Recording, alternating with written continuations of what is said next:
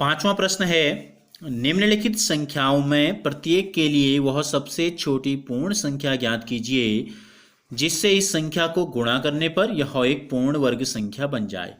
इस पूर्ण वर्ग संख्या का वर्गमूल भी हमें ज्ञात करना है। तो पहला जो प्रश्न हमें इसमें दिया गया है वो है 252। तो क्या करते हैं, देखिए 252 के हम करेंगे अभाज्य गुणनखंड। ये आपको ऐसे कर लेना है। इसके इकाई में 2 है तो 2 का भाग जाएगा, 2 एकम 2, 2 दूनी 4, 1 बच गया तो 12 हो जाएगा, 2 छक्का 12। ठीक है। अब इकाई में 6 आ गया तो फिर 2 का भाग जाएगा, 2 छक्का 12, 2 3 6। अब इकाई में 3 आ गया तो 2 का भाग तो जाएगा नहीं, तो अंकों को जोड़ो, 6 में 3 जोड़ो 9, तो 3 का भाग जाएगा, 3 दूनी 6, 3 एकम 3। फिर 2 में 1 जुड़ा 21, 3 का भाग जा रहा है, 3 सत्ते 21 और 7 एकम 7। तो क्या कर लेना है, हमें निकालना है इसका वर्गमूल, और ये पूर्ण वर्ग संख्या नहीं है तो इसलिए हमको क्या करना है, देखो 252 के क्या है अभाज्य गुणनखंड, यहाँ लिख लीजिए पहले। ये आ गए 1 2 2 2 आ गए, 2 आ गए 3 और 1 आ गया 7। तो पूर्ण वर्ग संख्या कब बनती, जब तीनों के अपने अपने जोड़े बन जाते, 2 का 1 जोड़ा, 3 का 1 जोड़ा, 7 का 1 जोड़ा।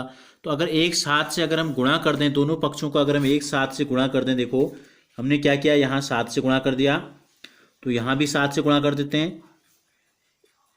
1 7 था पहले से, 1 7 और आ गया।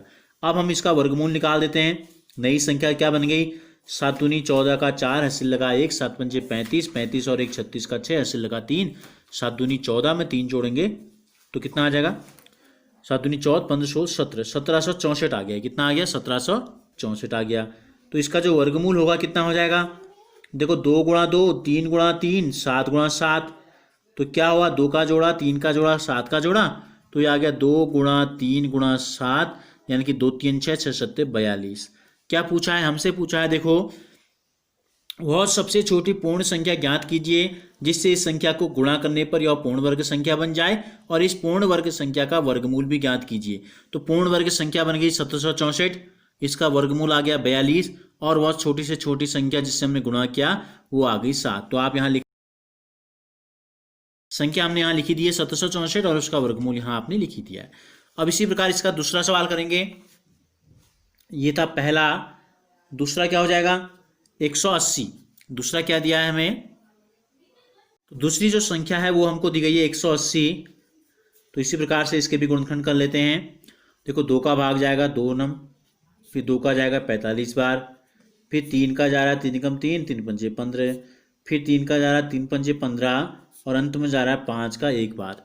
तो इस प्रकार हमने देखे 180 के जो गुणनखंड आए क्या आए, 2 आ गए 2, 2 आ गए 3 और 1 आ गया 5। तो क्या है 1 5 कम आ रहा है, तो दोनों पक्षों में क्या करेंगे 5 से गुणा कर देते हैं। 2 भी 2 बार हो गया, 3 भी 2 बार हो गया और 5 भी क्या हो गया 2 बार आ गया। अब इसका वर्गमूल निकाल देंगे। 5 गुणा 0 0, 5 अट्ठे 40 का 0 लिखा 4, 5 एकम 5, 5 4 9 हो गया। तो कितना हो जाएगा, ये हो जाएगा 2 गुणा 2, 3 गुणा 3, 5 गुणा 5, 2 का जोड़ा बन गया, 3 का जोड़ा बन गया, 5 का जोड़ा बन गया। तो कितना आ गया 2 गुणा 3 गुणा 5, 5 3 15, 15 दूनी 30। तो यानी कि वह सबसे छोटी पूर्ण संख्या जिससे हमने गुणा किया, वह सबसे छोटी पूर्ण संख्या जो है वो कितनी आ गई, जिससे हमने गुणा किया 5 आ गई। ठीक है। और संख्या क्या है, पूर्ण वर्ग संख्या आ गई 900 और इसका वर्गमूल आ गया 30। तीसरा जो प्रश्न हमको इसमें दिया गया है वो है 1008। तो क्या करेंगे, फिर वही प्रोसेस आपको करनी है। सबसे पहले आपको कर लेने हैं अभाज्य गुणनखंड कर लेने हैं। देखो 2 का भाग दे देंगे, 2 पंजे 10, 0 2 चौको 8, फिर इकाई में 4 है, फिर 2 का भाग जाएगा, 2 दूनी 4 और ये हो गया 2 पंजे 10, 2 दूनी 4। फिर वही आ गया 252, जैसे अभी हमने ऊपर किया था 252 का बिल्कुल सेम। देखो 2 से जाएगा, 2 एकम 2, 2 दूनी 4, 2 छक्का 12, फिर 2 से गया 2 छक्का 12, 2 3 6, फिर 3 से गया 3 दूनी 6, 3 एकम 3, फिर 3 का भाग गया 3 सत्ते 21 और फिर 7 का गया 7 एकम 7।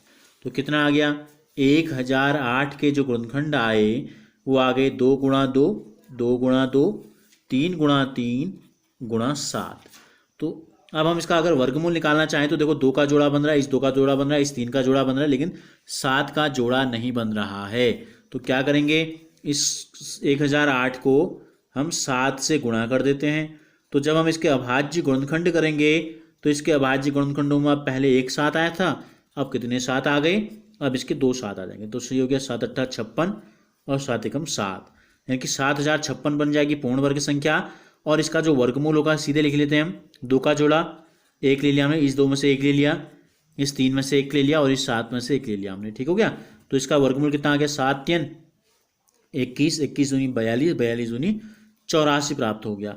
तो वह सबसे छोटी पूर्ण वर्ग संख्या हमको बतानी थी। तो सबसे छोटी पूर्ण संख्या जो हमको प्राप्त हुई, सबसे छोटी पूर्ण संख्या जिससे हमने इसको गुणा किया, वो हमारी आ गई 7। पूर्ण वर्ग संख्या क्या बनी 7056 और इसका वर्गमूल कितना आया 84 आ गया। अब आप क्या करेंगे, 3 सवाल मैंने आपको इसके बता दिए हैं।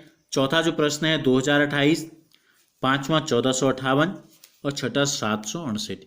आप क्या करेंगे, इसी तरीके से इन तीनों को भी हल करेंगे।